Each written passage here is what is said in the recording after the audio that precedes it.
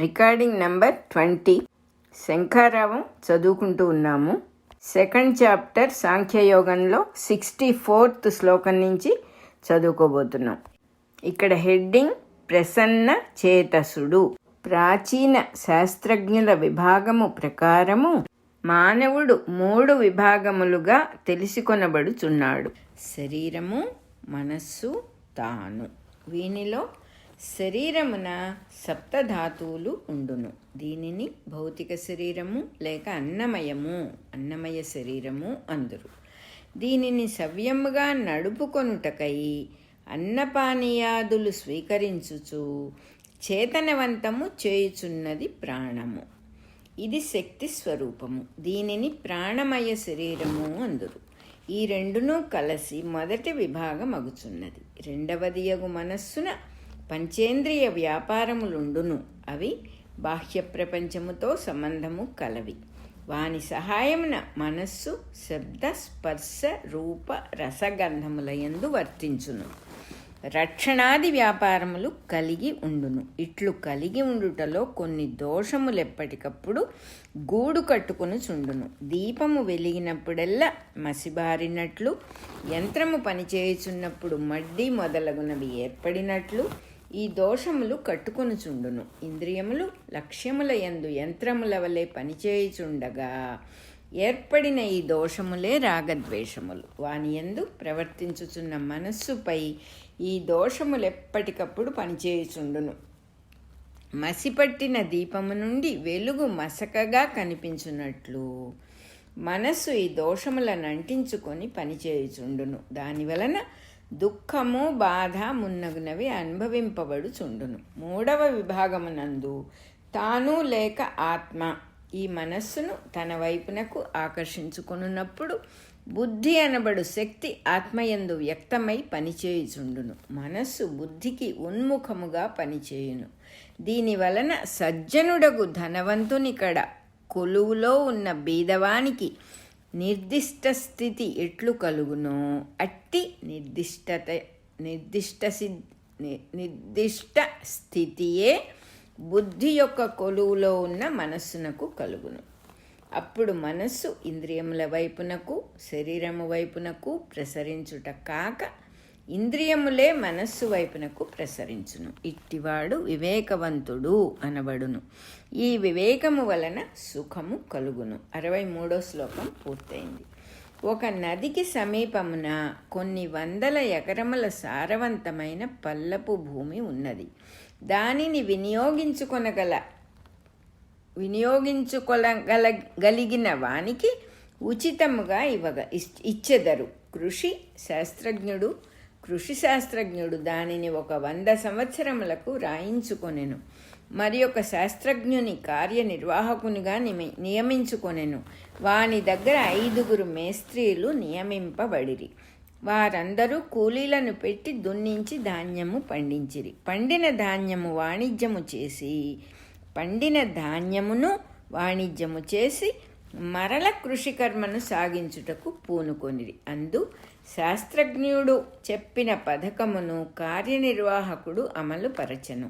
అతడు చెప్పిన పథకములను 5 మేస్త్రీలు అవలంబించి దాని ప్రకారం కూలీలను ఆజ్ఞాపించి పనిచేయింతురు.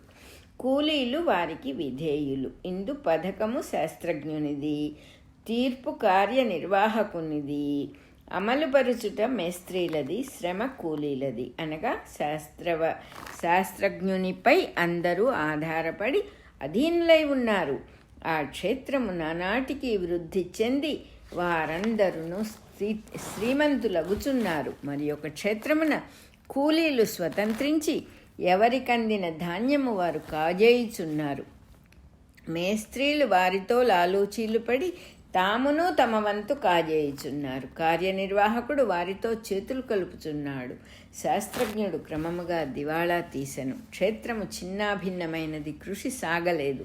కొంతకాలమునకు అందరూ దరిద్రులై తలా ఒక దిక్కున యాచకులుగా సాగిపోయిరి. ఇందు మొదటి శాస్త్రజ్ఞుని పొలము వంటి ఫలితము బుద్ధికి అధీనమైన మనస్సు వలన కలుగును. 2వ శాస్త్రజ్ఞునకు పట్టిన గతి ఇంద్రియములకు అధీనమైన మనస్సునకు పట్టును. ఇందు ఆ శాస్త్రజ్ఞుడు బుద్ధి, కార్యనిర్వాహకుడు మనస్సు, మేస్త్రీలు ఇంద్రియములు, కూలీలు శరీర భాగములు ఒకచోట కలిసి పనిచేయుచున్న జట్టు వంటిదే మానవ తత్వము. ఈ జట్టులో జరుగుతున్న పనుల వలన ఒక్కొక్కరికి మరి ఒకరిపై కలుగుచున్న మలినమైన అభిప్రాయముల వంటివే రాగద్వేషములు. వాని వలన దుఃఖానుభూతి కలుగుచుండును. ఎప్పటికప్పుడు జరుగుచున్న పనులను గూర్చి కలుగుచున్న భావములను సన్యసింపగలవాడు యోగి అయి సర్వమునకు అతీతముగా ఉండి సుఖమును అనుభవించును. కనుక ఇంద్రియములు రాగద్వేషముల వైపు ప్రసరింపకుండా బుద్ధికి ఉన్ముఖములై తమకు వశము కావలెను. అట్టివాడే తన యందు విధేయత కలిగిన తనలోని భాగములు కలవాడగును. వాని మనస్సు ప్రసన్నత చెందును.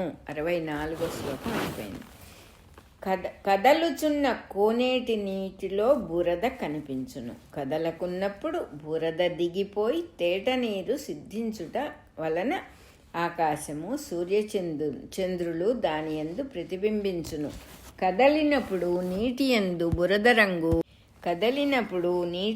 బురద రంగు కనిపించుచు కదలనప్పుడు ఆకాశాది తత్వములు ప్రతిబింబించును. అట్లే ఇతరులపై అభిప్రాయములు కలిగినప్పుడు, ఆహారాదుల రుచులను గూర్చి సంగము కలిగినప్పుడు మనస్సునకు దుఃఖము అను బురద సోకును. ఈ కదలిక లేకున్నప్పుడు ప్రసన్నత అను సుఖము సంక్రమించును. దూరముననున్న ఆకాశము, సూర్యుడు, చంద్రుడు మున్నగు శాశ్వత తత్వములు నీటియందు ప్రతిబింబించినట్లు కదలకుండా ఉన్న మనస్సునందు ఇతరులలో దైవత్వము కనిపించును. దాని వలన నిరంతర సుఖము సిద్ధించును. దీనినే ప్రసన్నమైన స్థితి అందురు. ఈ స్థితిలో సర్వ దుఃఖములను మాయమగును. కదలకున్న నీటి యందు ప్రతిబింబించుచు వస్తువుల సహజ స్వరూపము నిలబడును. అట్లే ప్రసన్నమైన మనస్సునకు ఇతర వ్యక్తుల వస్తువుల సహజ స్వరూపమే భాషించును. ఇట్లు భాషించు స్థితిని మనస్సు అనరు, బుద్ధి అందురు. కోనేటిలో నీటి అల వంటిది మనస్సు. ఇది చాంచల్యముతో వ్యక్తమగును. అల లేనప్పుడు ప్రతిబింబించు ప్రజ్ఞ వంటిది బుద్ధి. ఇది నిశ్చలత్వము వలన సిద్ధించును. మనకు ఇతరులపై కలుగు అభిప్రాయములు అలల వలె మనస్సును కదిలించును. అందు రాగద్వేషములు సంక్రమించును. వానిపై ప్రతిబింబించు సూర్యబింబము ముక్కలైనట్లు వికృతముగా ఎట్లు కనిపించునో అట్లే అభిప్రాయములు నిండిన మనస్సుకు ఇతరుల చేష్టలు మున్నగునవి వికృతములుగా కనిపించి రాగద్వేషములకు దుఃఖములకు కారణమగును. కనుక మనస్సునకు ప్రసాదము సిద్ధించినప్పుడు సర్వ దుఃఖములకు అభావము కలిగి బుద్ధి చక్కగా ప్రకాశించును. ఈ బుద్ధి యొక్క బలమున ఇతరుల యొక్కయు సృష్టిలో ఇతర వస్తువుల యొక్కయు యథార్థ స్థితులు చక్కగా భాషించును. దానిని అనుసరించిన ప్రవర్తన కూడా యథార్థ స్థితిని అనుసరించియే ఉండును. అప్పుడు కలుగు అనుభూతియే సుఖము లేక ఆనందము. కర్తవ్యమునందు మనస్సును స్వతంత్రింపనీయక బుద్ధిని ప్రయోగము చేయవలెను. ఇదియే బుద్ధియోగము. అప్పుడు ఆ కర్తవ్యమును నిర్వహించుటలో మనస్సు ఇంద్రియములు బుద్ధిని అనుసరించును గాని స్వతంత్రింపవు. ఇట్లు యోగికి కర్తవ్యము దాని యందు వర్తించు బుద్ధి, వానిని అనుసరించు మనస్సు, ఇంద్రియములు దేహము ఉండును.